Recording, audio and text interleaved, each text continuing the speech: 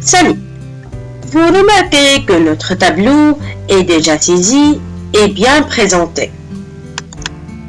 La tâche qu'on va entamer est le calcul des résultats souhaités. Mais d'abord, commençons par un rappel de quelques exemples de calcul. C'est parti! Passons maintenant au premier exemple.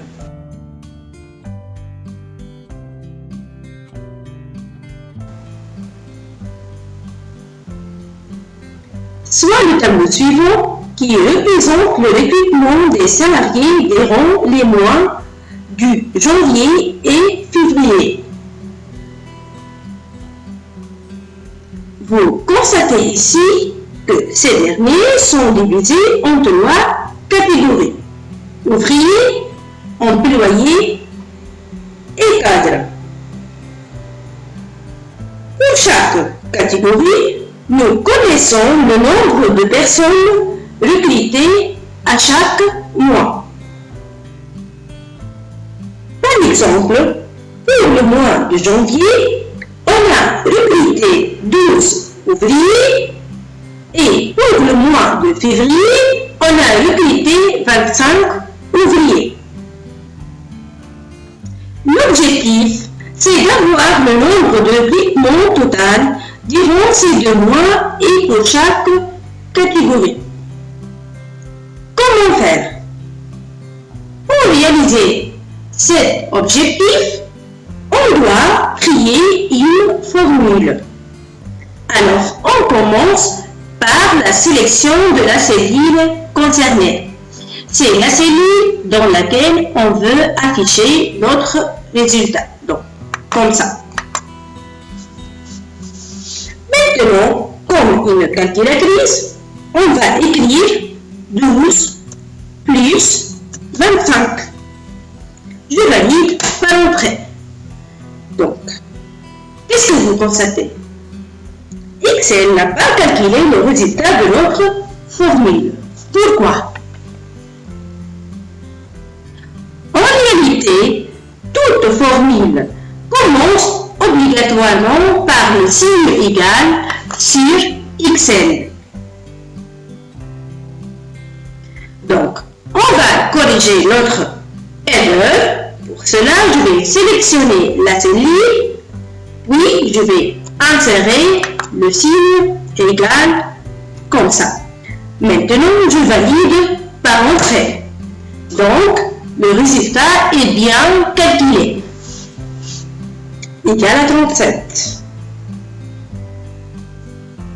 Malheureusement, cette méthode ne permet pas de mettre à jour nos résultats de façon automatique. Comment? Par exemple, si dans le mois de février, la société a recruté 26 ouvriers comme ça, je valide maintenant par entrée, vous constatez ici que le total reste 37. Pourquoi? En réalité, notre formule est composée par des valeurs fixes 12 et 25.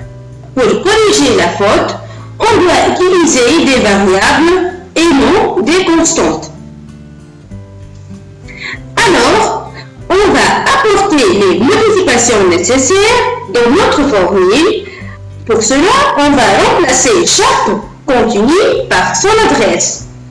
Pour la valeur 12, l'adresse c'est B5, donc je vais effacer la valeur 12 et je remplace par l'adresse. De même, pour la valeur 26, je vais effacer la valeur et je le remplace par son adresse, comme ça. Maintenant, je vais valider par entrée. Donc, vous remarquez ici que le résultat est bien calculé. Maintenant, si, par exemple, dans le mois de janvier, on a recruté 14 ouvriers et non 12 comme ça et je valide. Donc, vous constatez que le total a été actualisé automatiquement. Maintenant, pour le nombre des employés recrutés dans janvier et février, on va créer une nouvelle formule. Mais le problème ici, que cette méthode est très longue dans le cas où notre tableau il est composé par plusieurs lignes. Donc, comment faire? La solution, c'est d'avoir sélectionné la cellule dans laquelle elle se trouve notre formule, comme ça, puis je vais faire un cliquer, glisser, comme ça.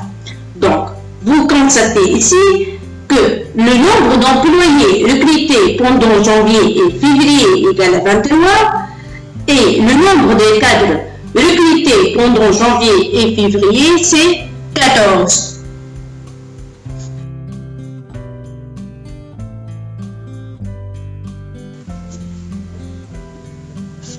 Le tableau suivant représente le suivi de remboursement des sommes empruntées par Imen, Amin et Ahmed.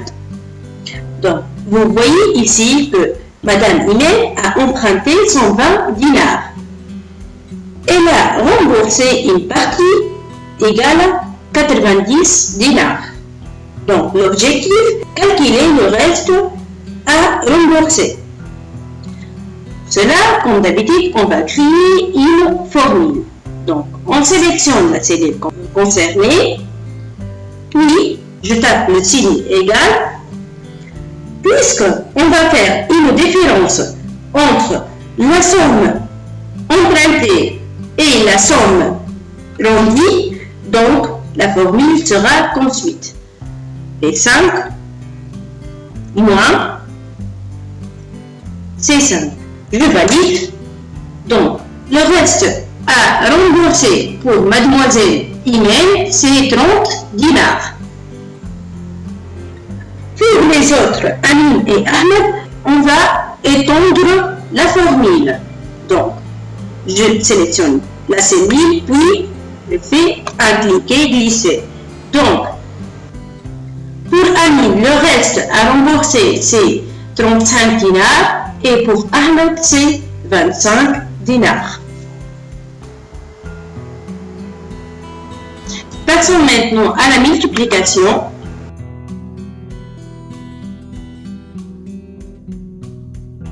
Le tableau suivant représente les dépenses en fourniture de bureaux, stylos, feutres et cahiers. Pour chacun de ces derniers,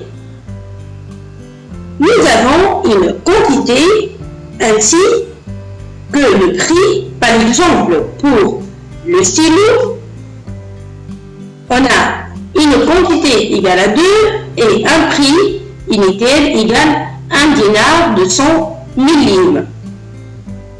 L'objectif, c'est de calculer le total.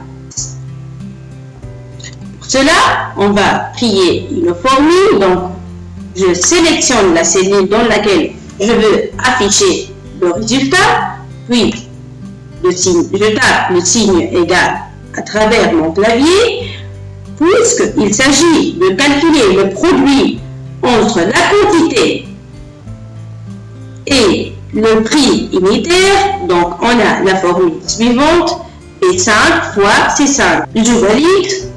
Donc, le total égale 2 dinars 400 milligrammes. Pour les deux articles restants, on va étendre notre formule. Donc, je sélectionne la cellule concernée, puis je fais un cliquer glisser comme ça. Passons maintenant à la division.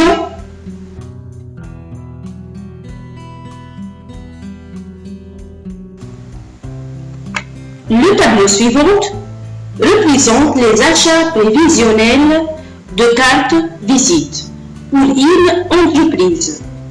Le vendeur représente 3 offres. Dans l'offre 1, la quantité égale à 500 et le prix total égale 70 dinars. l'objectif, c'est de calculer le prix unitaire de cet article selon l'offre proposée. Comme d'habitude, on sélectionne la formule, je tape le signe égal, puisqu'il s'agit de calculer le rapport entre le prix et la quantité. Donc, le prix, c'est C5, et la quantité, c'est B5. Nous avons donc la formule suivante égale C5 sur B5. Je valide. Donc, le prix unitaire pour le premier offre est calculé. Pour les autres offres, on va faire un cliquer-glisser comme ça. Donc, vous remarquez ici, le prix est bien affiché. Merci pour votre attention. Notre vidéo est terminée. On verra dans les prochaines démonstrations les formules avancées.